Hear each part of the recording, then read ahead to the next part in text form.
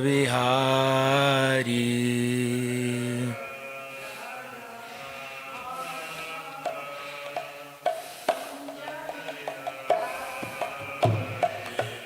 Jaya Radha Madhava Kunja Bihari.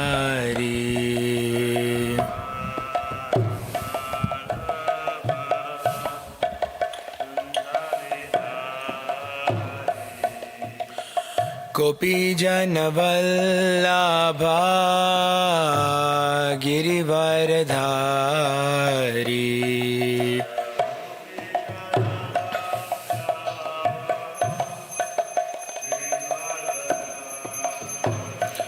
Gopi Janavallabha Girivaradhari.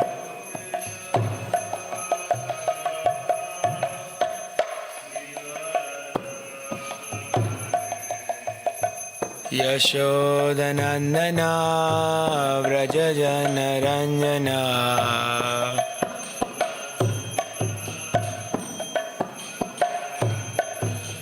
Yashodanandana Vrajajanaranjana.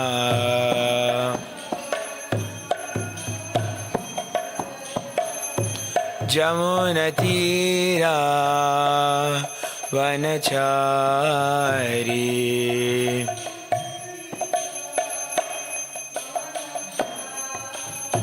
Yamuna Tira Vanachari.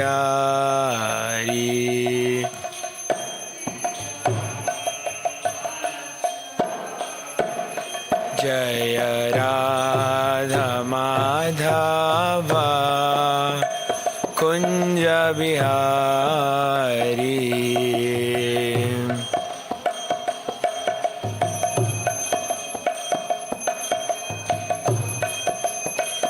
Jaya Radha Madhava Kunja Bihari.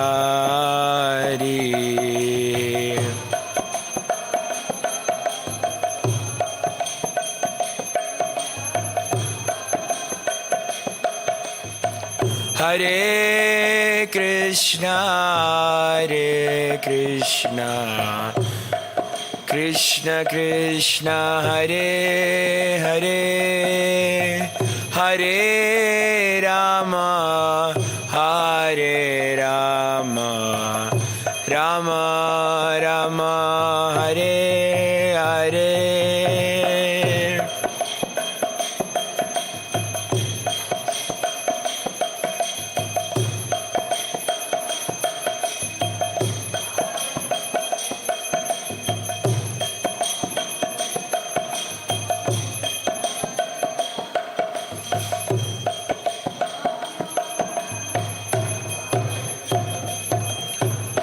Hare Krishna, Hare Krishna, Krishna Krishna, Hare Hare, Hare Rama, Hare Rama, Rama Rama, Hare Hare.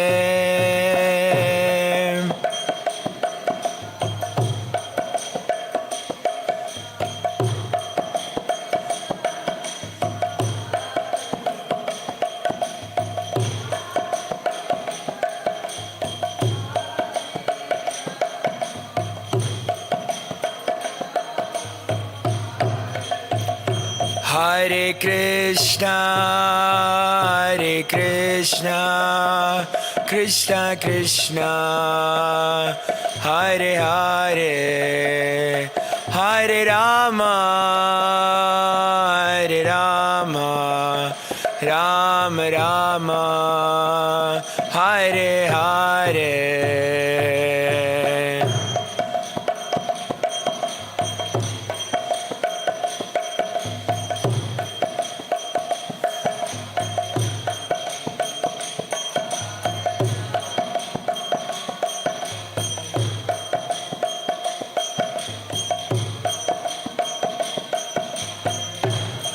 Hare Krishna, Hare Krishna, Krishna Krishna, Hare Hare, Hare Rama, Hare Rama, Rama Rama, Hare Hare.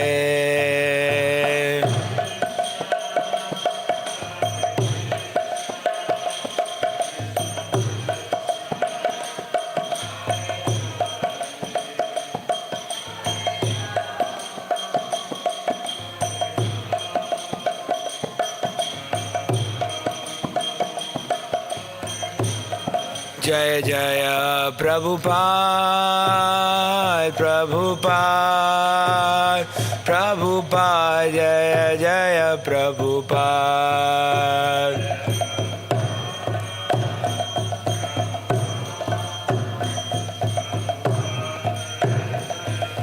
Nitai Gaura Haribol, Haribol, Haribol, Nitai Gaura Haribol.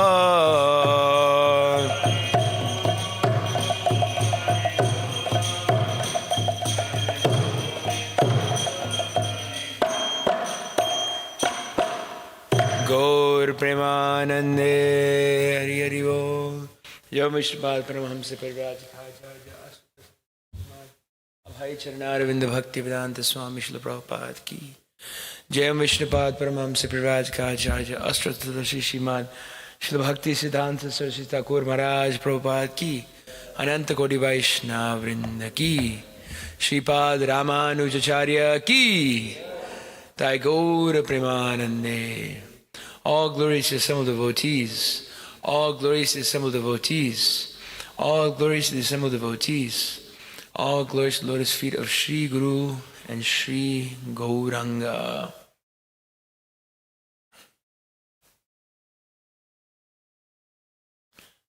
Can I get a Madhya Lila that includes chapters 7 and 9?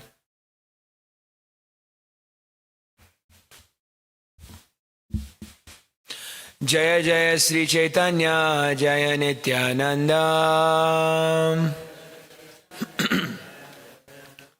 Jaya Dvaita Chandra Jaya Gaura Bhakta Vrinda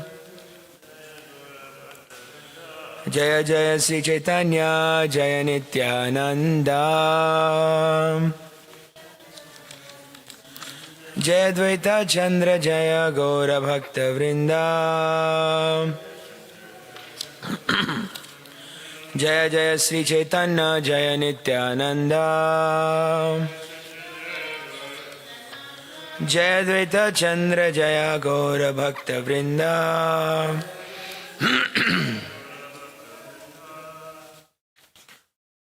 So we're reading from today. Today is the auspicious appearance day of Shripad Ramanujacarya. He was born in the year 1017. So in 2017, he celebrated his 1000th birthday anniversary. And so how old would that make him now? 3 plus 6, 1009. So it's 1009th Vyasa Puja. So we're very much indebted to Shripad Ramanujacarya, as we'll be discussing in some of the things that we're discussing today. Actually, we shouldn't, the Acharyas, all of our Vaishnava Acharyas says, we shouldn't have any pride. Why should we not have any pride? Because what is there to be proud about? What do we have that is ours? Anything that we have is given to us. Actually, if you just look at it from the strictly materialist perspective, we have nothing. And all wealth, all fame, all beauty, all material opulences are taken at the time of death. Yes or yes? Yes. So in that way, nothing material is actually, to be proud about anything material is actually the most foolish thing. And okay, we can't be proud of the material. What can we be proud about? And so we have our spiritual life. And if we're proud about our spiritual life, then also you're a fool. Reason is because everything that we have been given was given by somebody else. Was all the, let's say, our knowledge was given by the mercy of our acharyas. All the access to the holy name is given by our gurus. And ultimately everything comes from Krishna. So if you're prideless, it's to be proud about the right things. One nice way that you can be proud about, is we come from such a auspicious lineage, and we come from a very Srila Prabhupada gives the example of the son who forgot his father, but his father's a millionaire. So we come from a line of millionaires and billionaires, and that's our previous acharyas. And so one of these acharyas who is, you can say, is our guardian of devotion is Sripad Ramanujacarya. So we'll be learning about him today. Om Ajnanatimirandasya Jnananjana Shalakaya Chakshurunmilitam Yena Tasmai Shri Guruve Namah Sri Chaitanya Manobhishtam Stapitam Yena Bhutale Swayam Rupa Kada Mahyam Dadati Svapadantikam Nama Om Vishnupadaya Krishna Presthaya Bhutale Srimate Bhakti Vedanta Swami Nitinamine Namaste Saraswati Deve Gauravani Pracharine Nirvishesha Shunyavadi Paschati Deshatarine Jai Shri Krishna Chaitanya Prabhu Nityananda Shri Advaita Gadadhara Shri Vasari Gaura Bhakta Vrinda Hare Krishna Krishna Krishna Hare Hare Hare Ram Ram Ram Hare Hare. Before I like to begin, I'd like to beg the blessings of all the senior devotees and all of our previous acharyas so that I can speak the right words in the right spirit. And I'd like to request humbly the audience to hear the wonderful pastimes of Ramanujacarya with rapt attention and focus, not getting distracted, because it is not me speaking, it is the Sri Chaitanya Charitamrita speaking, and the narrations of Krishna and his pure devotees are the only thing that sustain one's devotion. So reading from Sri Chaitanya Charitamrita Madhya Lila, chapter 7, verse 113. Yes.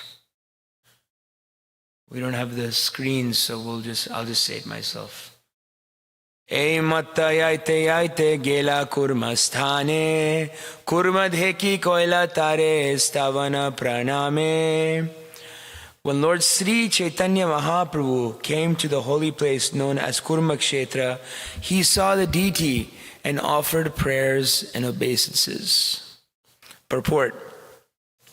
Kurmasthan is a very well-known place of pilgrimage. There's a temple there of Kurmadev. In the Prapanamrita, it is said that Lord Jagannath took Sri Ramanujacharya from Jagannath Puri and one night threw him to Kurmakshetra. Kurmakshetra is situated on the line of the Southern Railway in India.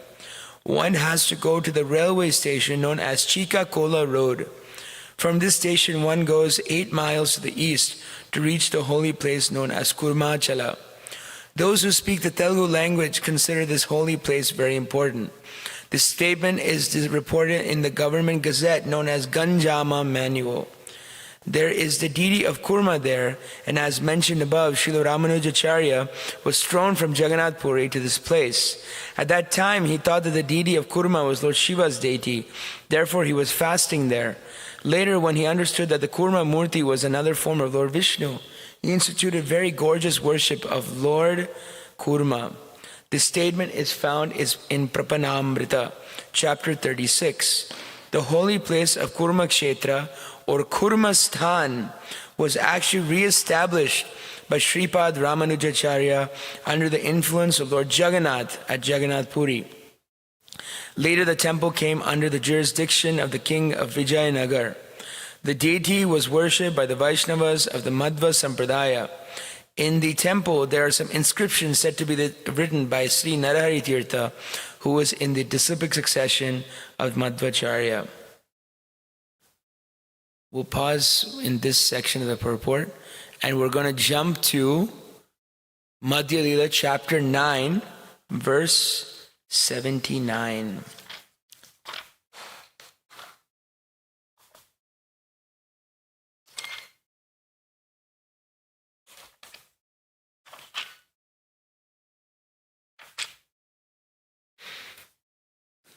Papanashane Vishnu Koila Darshana Sri Ranga Khetra Tabe Korile Gamana. After visiting the holy place named Shiva Kshetra, Chaitanya Mahaprabhu arrived at Papanashana and there saw the temple of Sri Vishnu. Then he finally reached Sri Ranga Kshetra. Purport. There are two holy places known as Papanashana. One is located 8 miles southwest of Kumbakonam, and the other lies near the river Tamraparni in the district of Tirunelveli, 20 miles west of the city of Tirunelveli.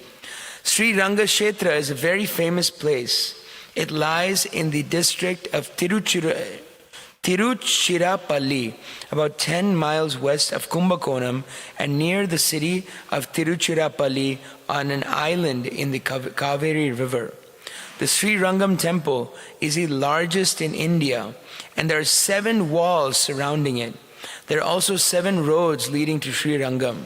The ancient names of these roads are the road of Dharma, the road of Raja Mahendra, the road of Kula Shekara, the road of Alinadhana, the road of Tiruvikrama, the Tirubidi road of Maramigaisha, and the road of Ada Iyavala Indana.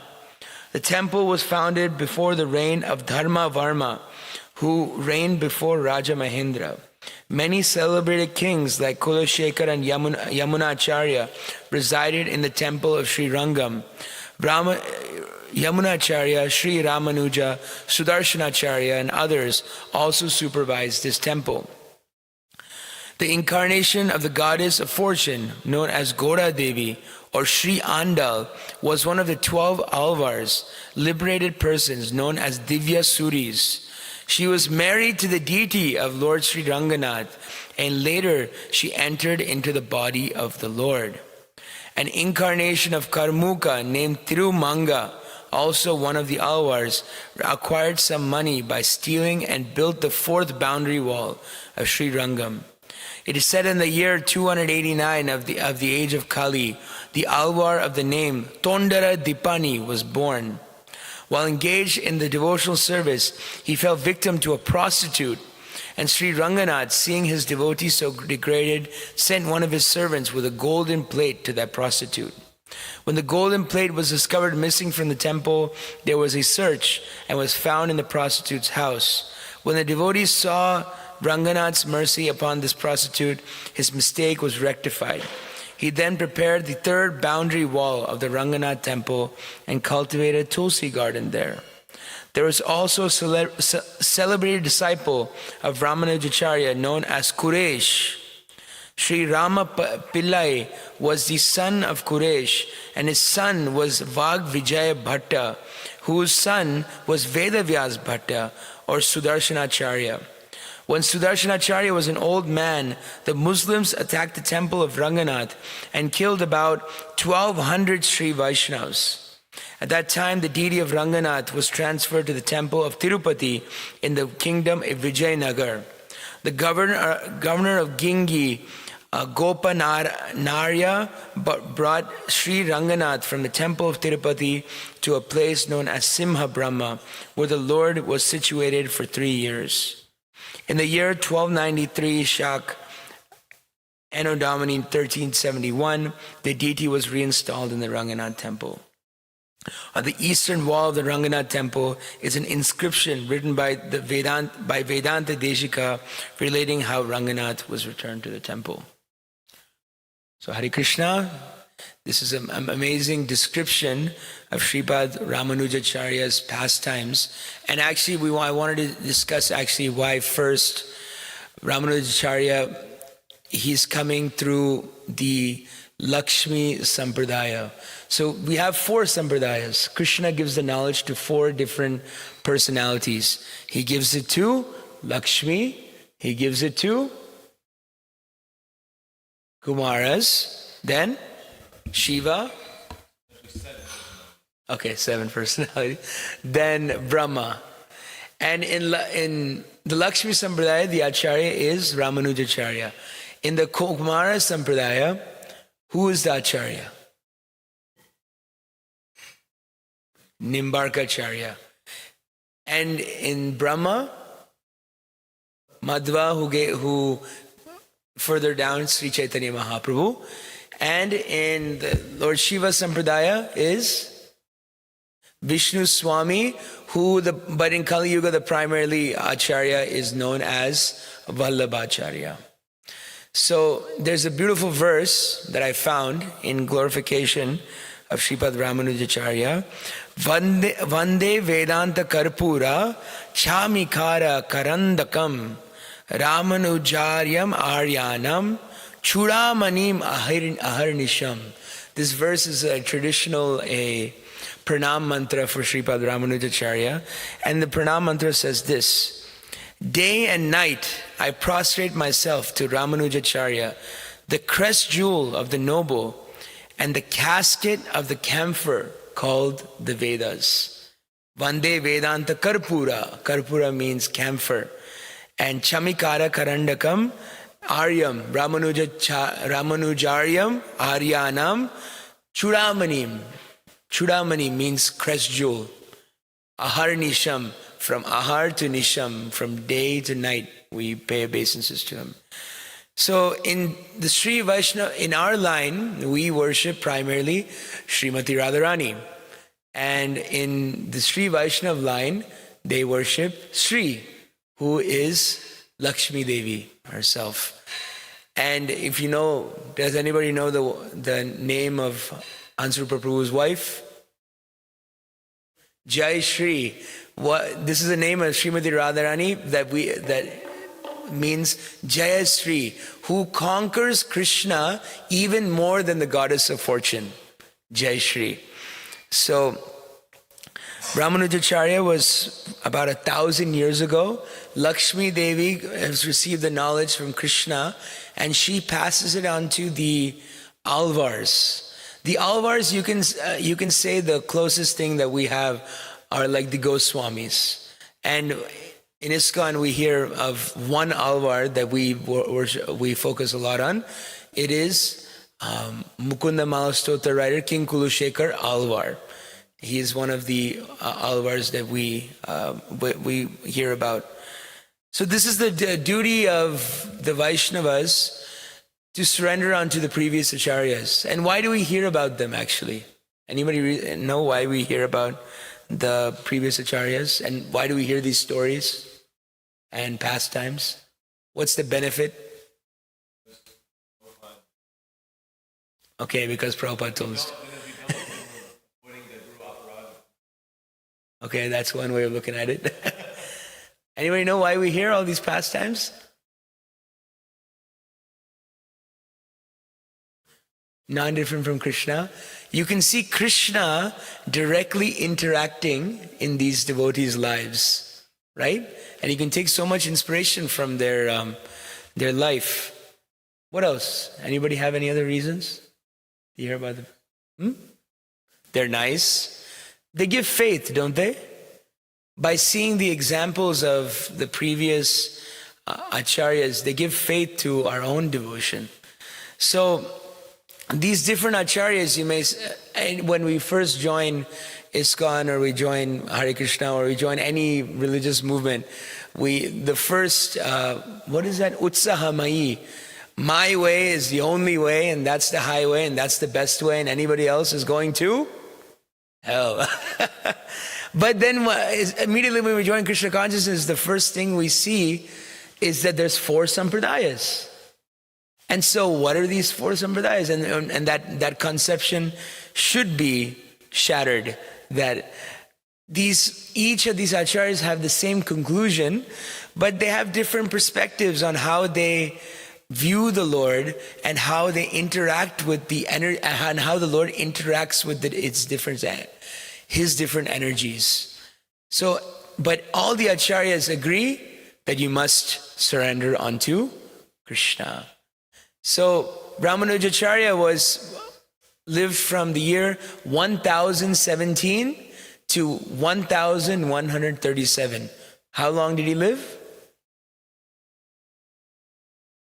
1017 to 1137. 120 years it said he was lived. So he was a profound philosopher. He was the proponent of a philosophy called Vishishta Advaita. So we have many different schools, and the first school that you can see, India was covered by Buddhism. And Buddhism started from actually the Supreme Lord himself, Lord Buddha, who came because all the Brahmanas were causing a lot of havoc and say only we can read the Vedas and we are killing animals and so on and so forth in name of the Vedas. And Lord Buddha said, you have to get rid of the Vedas. And the goal of life is nirvishesh. It's to nirvana, to merge into the Supreme. Now, the first person to come and combat this philosophy was Sripad Sankaracharya, who came into the philosophy. Actually, if you all want to make an Advaitin mad, then you can just say their philosophy is non-different from Buddhism. it's non-different from Buddhism. It's very similar, actually, in one sense. But basically, he's saying his philosophy is called Advaita. There's non-difference. Me, you, Supreme, all same. But he gave a emphasis on Vedanta. And Krishna, in the Puranas, it's mentioned that he is an incarnation of Lord Shiva just to come and give this kind of bewildering philosophy. So Advaita says that there's only one reality. And actually the majority of the Vaishnava acharyas disagree with this. And so we get to the second philosophy, which is Ramanujacarya's philosophy, is Vishishta Advaita. And Vishishta Advaita means that there is Advaita, there is one reality, but in that reality, there is difference. There is, you can say that there's small sparks in a big fire. So we are not the same as that huge reality. There is a difference. So Sripad Ramanujacarya was born in a town called Sri Perambur. And initially he had a spiritual master named Yadava Prakash. Please say that again. Yadava Prakash. And Yadava Prakash was a strict Advaitin, impersonalist.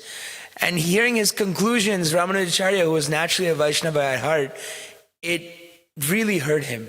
It would hurt him, but he was so mild and gentle that he actually became Yadava Prakash's favorite student. And so one day Yadava Prakash brought his student in and said, "Can you massage my body?" So Sripad Ramanujacarya started massaging his spiritual master's body with oil. And what happens is that the teacher asks, Yadava Prakash asks, "Ramanujacarya, please ask any question that you would like." And what does he say? He says, in the Chandogya Upanishad, there's a description of Lord Narayan's eyes. Can you please reveal that description? And he says, yes, Yadava Prakash, he's getting massaged. And he says, yes, Lord Narayan's eyes are supposed to be red like the rear end of a monkey. And Ramanujacharya is stunned by this. And when you're stunned and you're feeling angry, actually, it's described hot tears come. And the hot tears were coming out of his eyes and dripping onto the feet of Yadava Prakash. And on the feet of Yadava Prakash, then Yadava Prakash could understand that my student is not happy. And so much so that there's some tension starting to build. And so Yadava Prakash said, oh, thank you. Exactly what I needed. Yadava Prakash says, what, you do not find this interpretation? This is exactly what Sankaracharya presents. And he says, no, I do not find this adequate. Lord Narayan's eyes are like a soft lotus petal with the initial dawn of sunrise coming on top of it. And so this was like some sort of disagreement with his spiritual master. And finally, in the middle of class, he declared, Bhakti is superior to Gyan. And what verse from the Gita is he using to justify this? Bhakti is superior to Gyan. Chapter 7.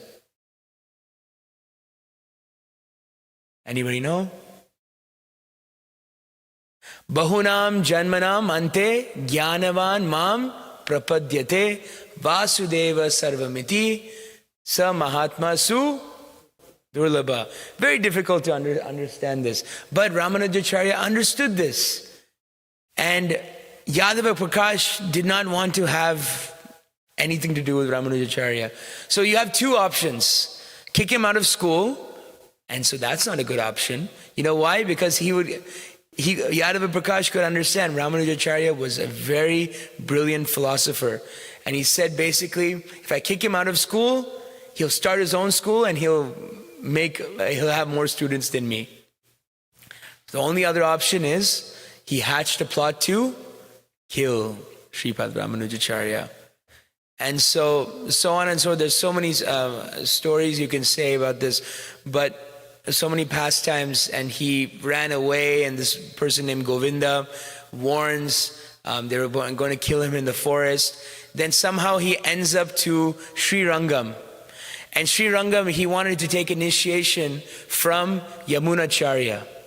And he gets to Sri Rangam and he asks, where's Sripad Yamunacharya? Oh, he passed away a few days ago, Yamunacharya. And so he was taken to the body of Yamunacharya. And Yamunacharya is sitting in samadhi like this. And his fist is closed.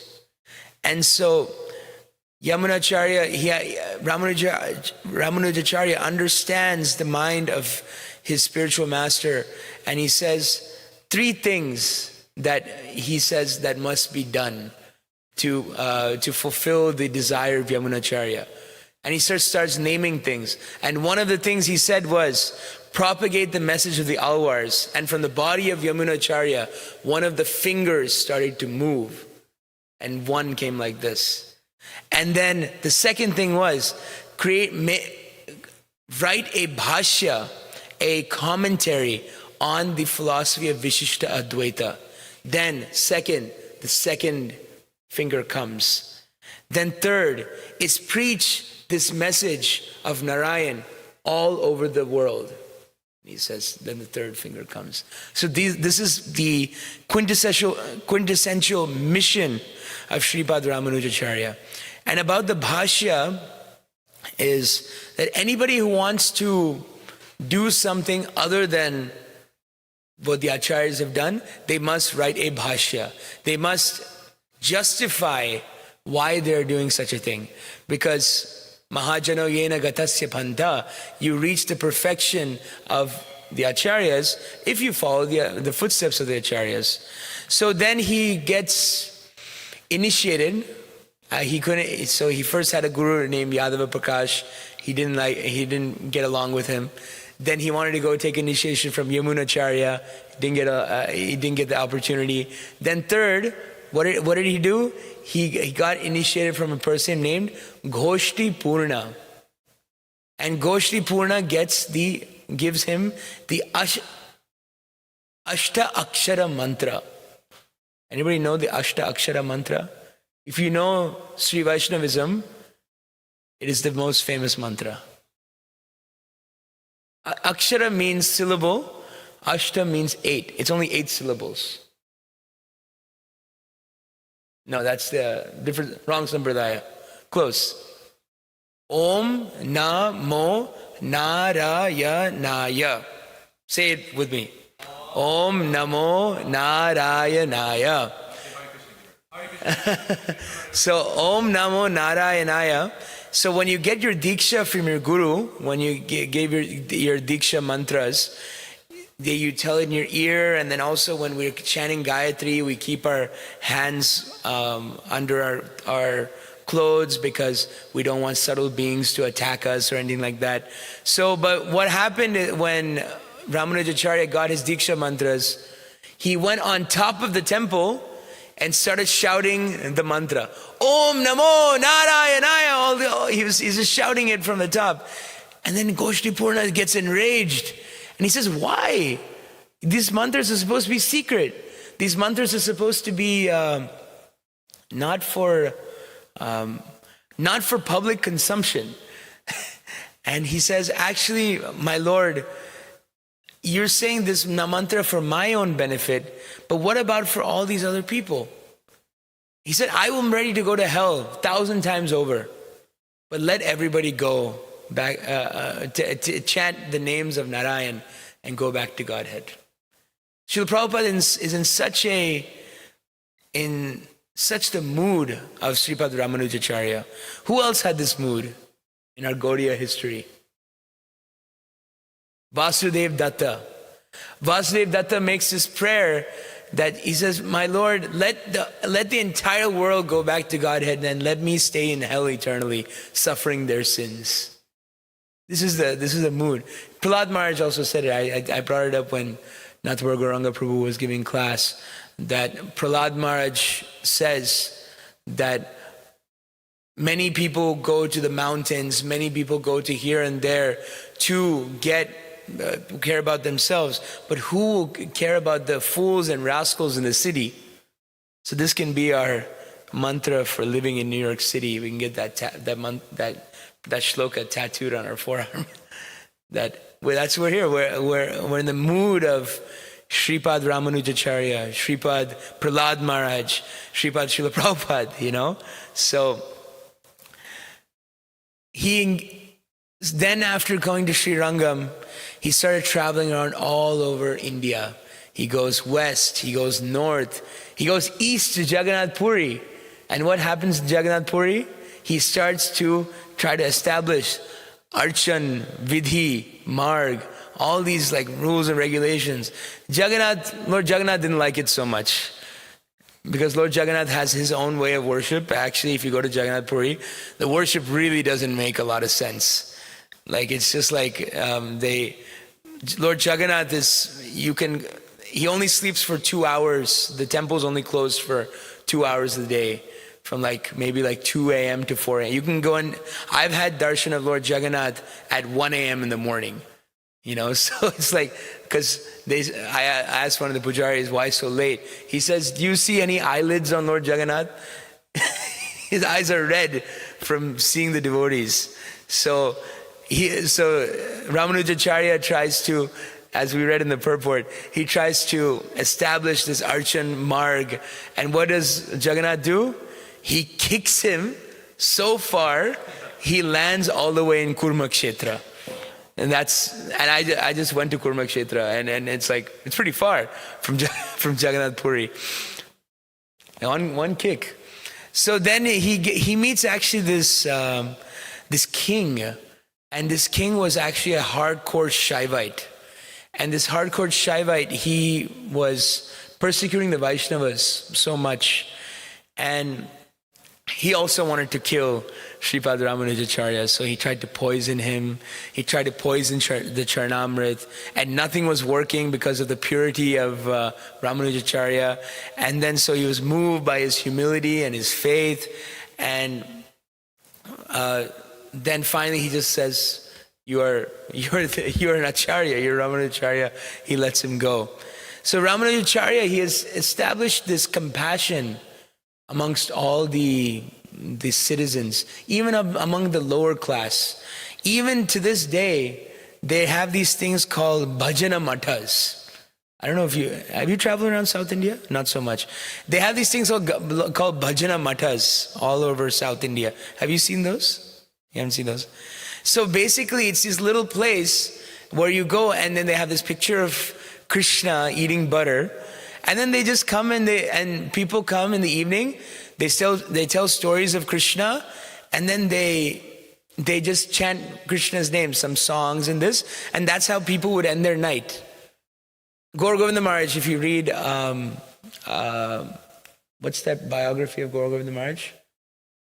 When Good Fortune Arises, he says very similar concept in India, that in the evening, families would come together, they would sit around like a fire or like some room, they would tell each other about Krishna and Mahabharata and Ramayana, they would chant Krishna's names, and this is how they would go to sleep. Now compare that to how the evening routine of a normal 9 to 5 person in New York City. It's like you come home, you get Uber Eats, you watch TV till you crash, and that's basically it. This is a very nice way that, so he established these bhajana matas, and I was hearing a class in preparation for this, and some of them have been even, the management has been even given to ISKCON, these ones that are established by Ramanujacarya. Actually, Ramanujacarya traveled all over India. If you want to create a philosophy, and to make that philosophy stick, you actually have to travel. You know Nimbarkacharya? So Nimbarkacharya, what were those things called? Anyway, Nimbarkacharya is actually from Andhra Pradesh. He's actually born in Andhra Pradesh. But if you ask anybody, I don't know, Vallabhacharya. Vallabhacharya was born in Andhra Pradesh. But you ask anybody which state in India you would associate Vallabhacharya with, everybody would say Gujarat. Why would you say Gujarat? Sachinanda Priyaprabhu. He preached there. He established these, same thing how Ramanujacarya established. He established these bhajana matas everywhere, and especially in Gujarat, he established it. So much so, even the Buddhists, to travel, what did they do? King Ashoka sent all his these Buddhist missionaries to Thailand, to Greece, all the way to preach this Buddhist philosophy. So to establish a philosophy quite strongly, you're going to have to travel. And we're saying, we say it very easily, right? Madhavendra Puri walked across India to get Chandan for the Lord. You know how hard it is to walk across? Try walking from top of Manhattan to bottom of Manhattan. That's like pretty. I got this class from His Holiness Bhakti Marg Swami, and he's saying that actually we're the sampradaya of the walk. We just walk everywhere. So many people just take walks, and they go, and then yare dekha tare kaha Krishna upadesh amar agya guru hoy jar he desh. Whoever on your walk, whoever you see, tell them about Krishna. I can say so much about walking because I've heard a lot from Bhakti Marg Maharaj. So I just like to end with just saying something about this philosophy of Vishishta Advaita. So Vishishta Advaita is qualified non-dualism. Advaita philosophy is non-dualistic. And it's qualified. So there's so many examples in Shastra actually of even non-dualism. Even in our Bhagavatam, can you give an example from our Bhagavatam, a verse that has non-dualism in it?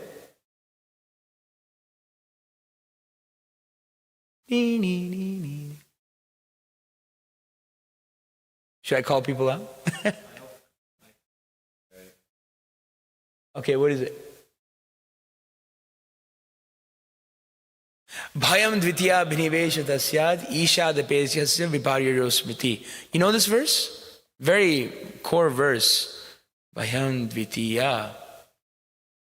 I'll give the exact translations. So it's saying in this verse, this is 11:2:37, Bhayam dvitiya bhiniveshata syad ishadapetasya viparyayo smriti. It's saying, Bhayam, when does fear arise? When you see dvitiya, when you see there's a difference. So you can, a Mayavadi can come and say, actually, like this is if you see difference between you and Krishna, then you can say that, oh, that's then you have fear. But actually, you have to take things into consideration. It is not an endorsement of Kevala Advaita, full Advaita philosophy. There's also many examples, the Bhagavatam states, of not even Kevala Advaita, of Achintya Bheda philosophy.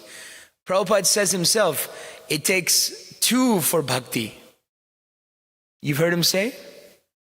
It takes two people for bhakti. You need Bhakta, Bhagavan, and Seva, Bhakti. These three B's. Bhakta, Bhagavan, Bhakti. You need the devotee, you need God, and you need devotion. So, if you are the same as God, how can you have devotion?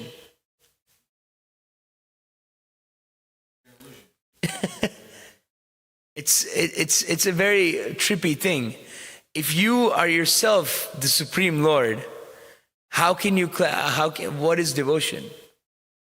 So Madhvacharya, now this is Sankaracharya's philosophy, Madhvacharya swings to the other side. He won't even admit that we are part and parcels of the Lord. He says we are actually reflections of the Lord, and we're different completely altogether. We're going from Kevala Advaita swinging to Shuddha Advaita. There's absolutely nothing in relation to us to the Supreme. So, but what do we believe in Gaudiya Vaishnavism is Achintya Bhed, Abhed Tattva. And he says simultaneous oneness and difference from the Lord. So Jiva Goswami, he hammers this point in the Sandarbhas of the Achintya Shakti. What does Achintya mean? Inconceivable. If we cannot accept this Achintya Shakti, then we can actually have a mature conception of God. Because you cannot understand God through empiricism and logic. You see now actually on YouTube, there's so many of these, it's becoming popular, of debates. There's many people debating. There's this very, very nice format. It's kind of nice. It's called Jubilee debates. Basically, it's called surrounded. So it's like one guy sitting in the middle, 25 people in a circle around, and then basically they have to, and basically the guy in the middle makes a claim, and then you have to run, and then you have to try to defeat it. It's like a game. But they put a Christian in the middle, and they do like interesting things like one Muslim versus 25 ex-Muslims, one this guy versus 25, one abortion versus 25 anti-abortion. They do things like this. But it is illogical to you can't understand God in this way, because God has a right to not be known. He has a right to only be. Krishna himself says, Bhaktya mam avijananti yavan yaschasvi tattvata tato mam tattvato gyatva vishate tad anantaram. He says, you cannot know me through logic. You cannot know me through empiricism. You cannot know me through gyan. You can only know me through bhakti. This is the main point. So this is why our Diksha, this is why the Achintya Shakti, it's inconceivable. So we can't reconcile this by logic, because it's not that we have bad logic, it's because logic itself is a limitation on God. I just wanted to end by this beautiful verse, Madhya 19.92.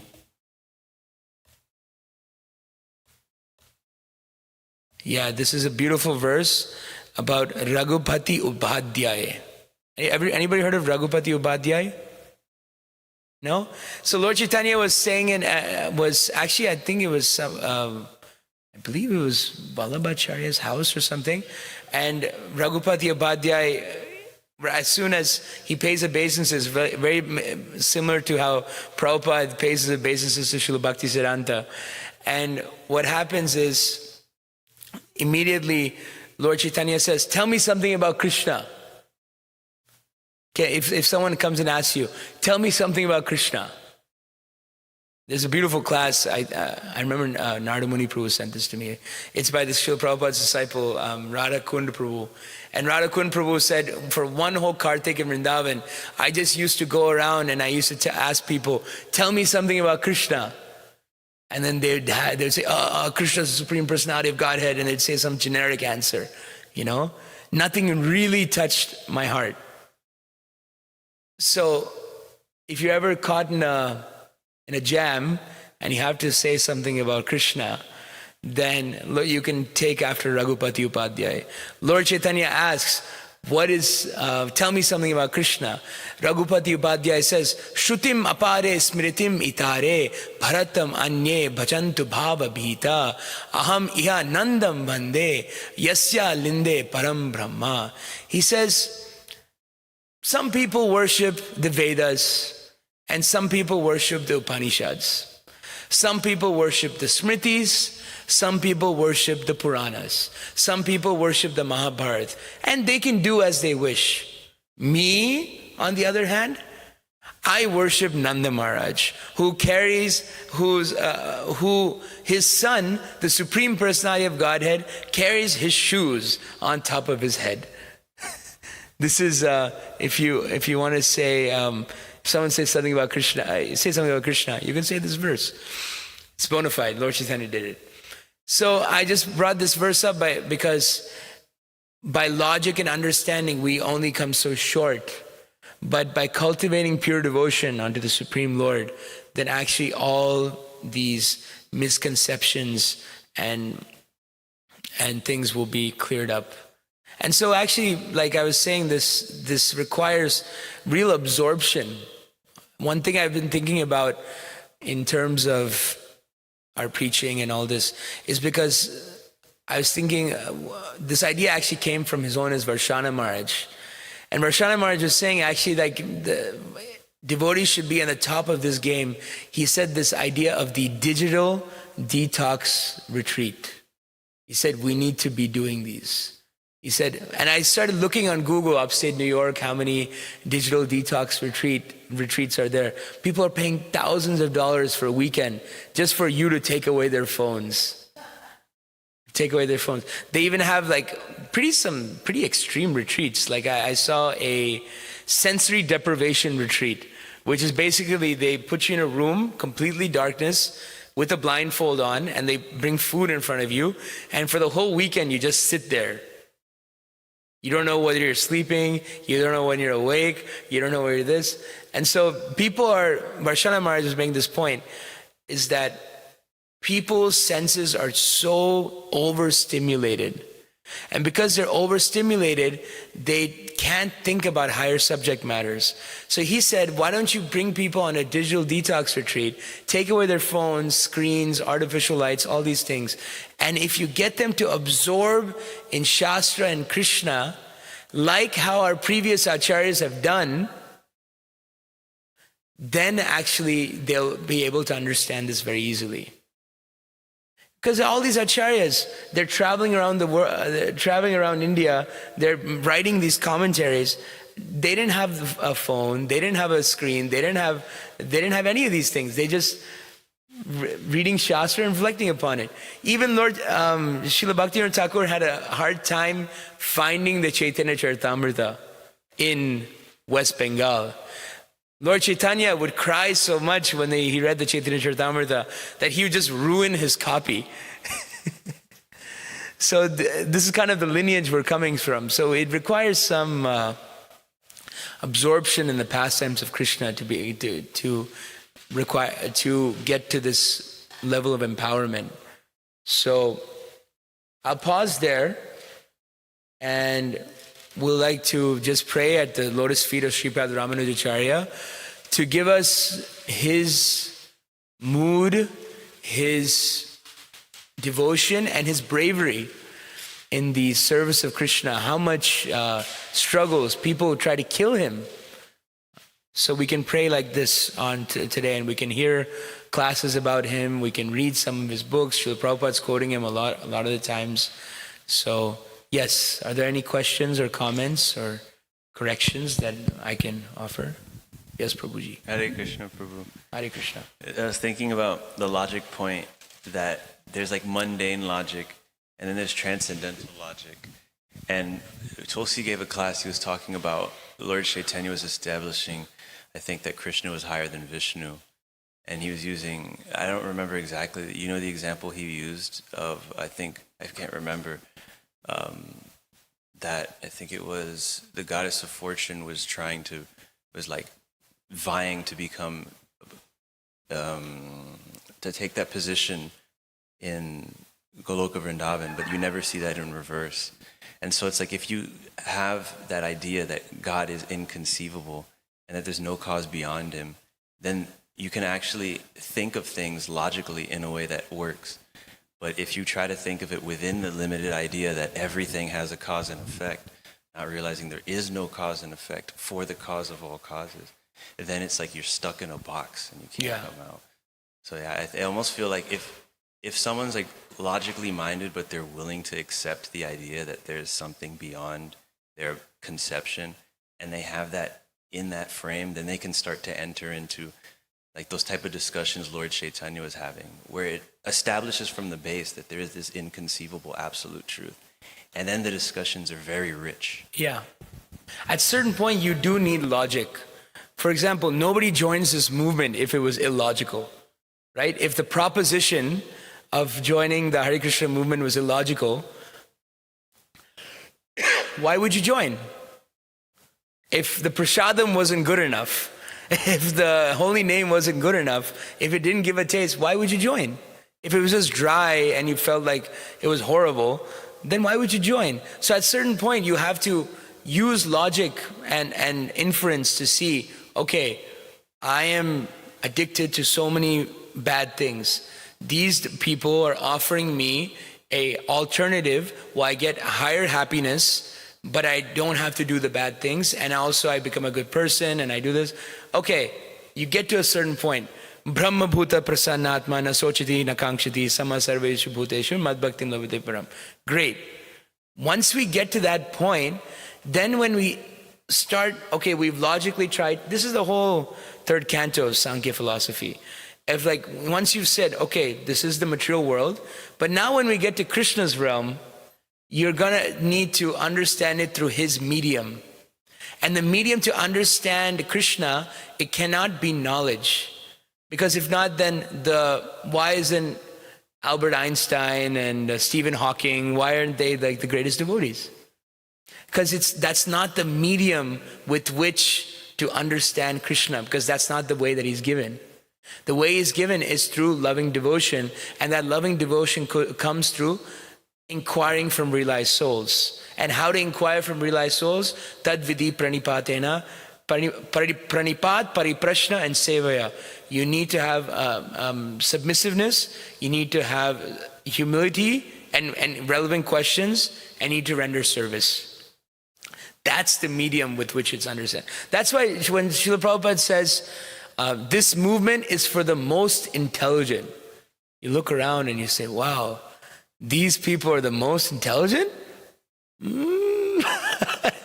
But yeah, you can say, yes, this is actually most intelligent, because the most intelligent people are running around and trying to enjoy their senses and don't see things like 5 years down the line, 10 years down the line, how it's going to what it's going to do your body. But young people who are kind of frustrated with material life, they're intelligent because they're thinking about 5 years, 10 years, 15 years, 20 years down the line. So yes, you can say that this movement is for the most intelligent. Yeah, I think there's intellectuals and they're intelligent people. Holistic intelligence looks at the whole thing, my existence. Intellectual just looks at little things of the material world that only lasts one lifetime. Maybe 3 generations if you're looking at your kids, but it's still temporary. Yeah. And I was reading something about Van Neumann, and he was the one who came up with the whole computer architecture. Like, computers exist because of him, one of the most intelligent people. And when it came time for death, he was frightened like anything. So scared, actually, he became Christian because he said, even if it's not real, getting it wrong is worse than just doing it. And so you realize, like, wow, this is an intellectual, but if he didn't spend his life dealing with the existential issue of death, which is inevitable, then is he intelligent? Yeah. What is intelligence, right? I guess that's the point. Thank you, Prabhu. Anything else? Yes. Malachartamai.